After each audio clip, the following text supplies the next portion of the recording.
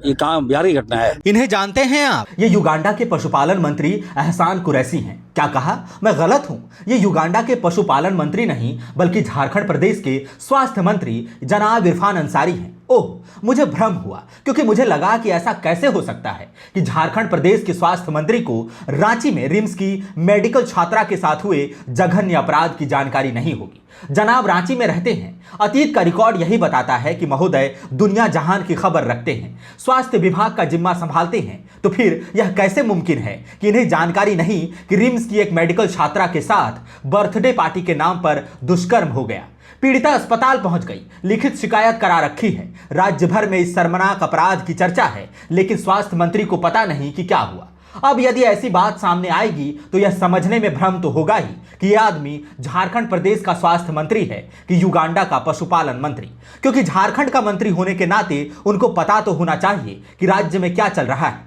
चलिए पूरा राज्य छोड़ दीजिए, इतना तो पता होना चाहिए कि विभाग में क्या चल रहा है। जनाब इरफान अंसारी सब जानते हैं। गजा और फिलिस्तीन का पूरा जियोपॉलिटिक्स समझा देंगे, ईरान अमेरिका का कॉन्फ्लिक्ट बता देंगे, कश्मीर से लेकर कन्याकुमारी तक कहां किसके साथ क्या गलत हुआ इसकी पूरी सूचना मंत्री इरफान अंसारी के पास होती है। लेकिन बेचारे के पास रांची में जहां वो रहते हैं वहां की जानकारी नहीं होती। अहो भाग्य। हालांकि जनाब इरफान अंसारी की हरकतों पर अब हैरानी नहीं होती, ताज्जुब नहीं होता कि इतने बड़े संवैधानिक पद पर बैठा व्यक्ति कैसे इतनी बेतुकी बयानबाजी कर सकता है। हम झारखंडी अब स्वास्थ्य मंत्री के तमाशों के आदी हो चुके हैं। हाँ, जब इनका कोई नया बेतुका बयान आता है तो कसक होती है कि हम झारखंडियों ने क्या पाप किया है कि ऐसे व्यक्ति को स्वास्थ्य मंत्री के रूप में बर्दाश्त करना पड़ता है। सवाल जनप्रतिनिधि होने भर का नहीं है, एक इंसान होने के नाते भी स्वास्थ्य मंत्री इरफान अंसारी अपनी बेतुकी और घटिया बयानबाजियों से इंसानियत का स्तर इतना नीचे ले जा रहे हैं कि एक बारगी पाताल लोक को भी खतरा महसूस होगा। हम और आप ऐसा समझने की गलती करते हैं कि स्वास्थ्य मंत्री कोई काम नहीं करते हैं ना। शर्मनाक शब्द को रोज थोड़ा और शर्मसार करते हैं, लाज को भी लजाते हैं, संवेदनशील मुद्दों को असंवेदनशीलता के रसातल तक ले जाते हैं, मानवीय संवेदनाओं की रोज हत्या करते हैं। कारण चाहे जो भी हो, लेकिन अपना स्तर रोज और नीचे गिराते जाना भी कम मेहनत का काम नहीं है। देखिए ना, यहां पत्रकार उनसे डेंटल छात्रा के साथ दुष्कर्म की घटना पर सवाल करते हैं और मंत्री महोदय सपाट चेहरे के साथ पूछ लेते हैं, बिहार का मामला है क्या? वाह, इतनी बेशर्मी कहां से लाते हैं आप मंत्री जी? इतनी बेहयाई कहां से जमा किया है आपने अपने व्यक्तित्व में? कहां से पाई है इतनी असंवेदनशीलता? 4 दिन से सुर्खियों में डेंटल छात्रा के साथ रेप की वारदात है, लेकिन आपको लगता है कि झारखंड के पत्रकार आपसे बिहार की घटनाओं पर सवाल करेंगे। अरे, सब में आप जितनी महानता थोड़ी ना है कि बिहार में हुए कथित अपमान पर किसी समुदाय विशेष की डॉक्टर को 2 लाख रुपए प्रति माह की सैलरी, फ्लैट और मनचाही पोस्टिंग ऑफर कर देंगे।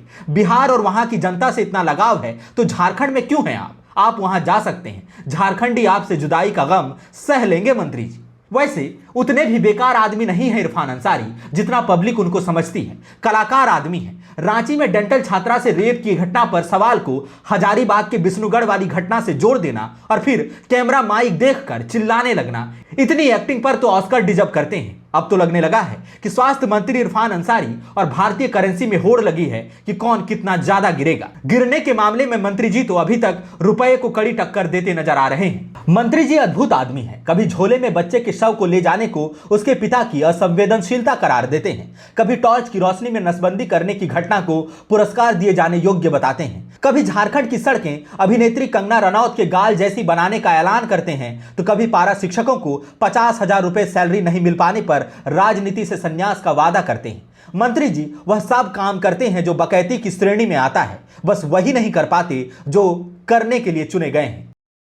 जहां 27 वर्षों के सफर में 17,000 से भी अधिक छात्रों ने डॉक्टर एवं इंजीनियर बनकर भरे सफलता की ऊंची उड़ान, जहां साधारण छात्र भी झारखंड टॉपर्स बनकर बना रहे इतिहास। दूरदर्शी शिक्षाविद श्री विपिन सिंह के मार्गदर्शन में मेडिकल एवं इंजीनियरिंग के लाखों छात्रों के लिए आशा की किरण के रूप में गोल नेशंस लीडिंग इंस्टीट्यूट।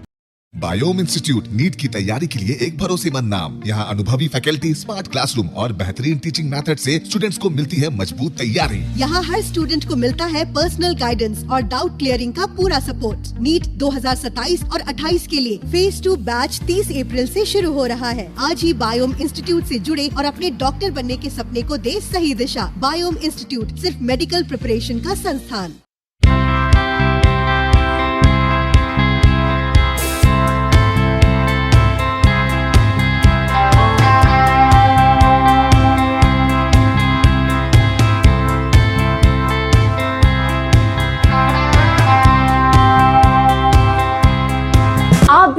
देश सेवा के लिए तैयार तो आपका सपना होगा साकार।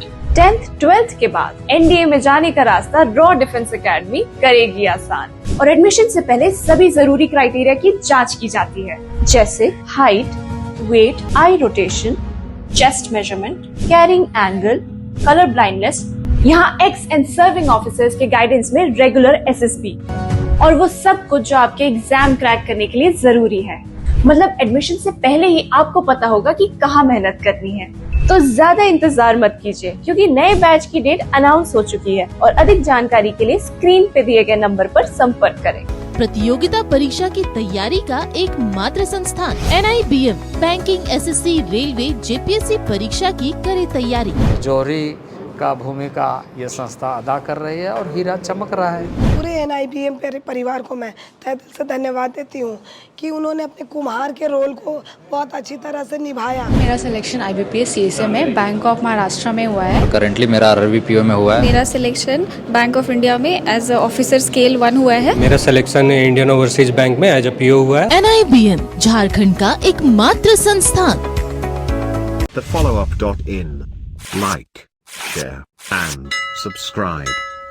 www.thefollowup.in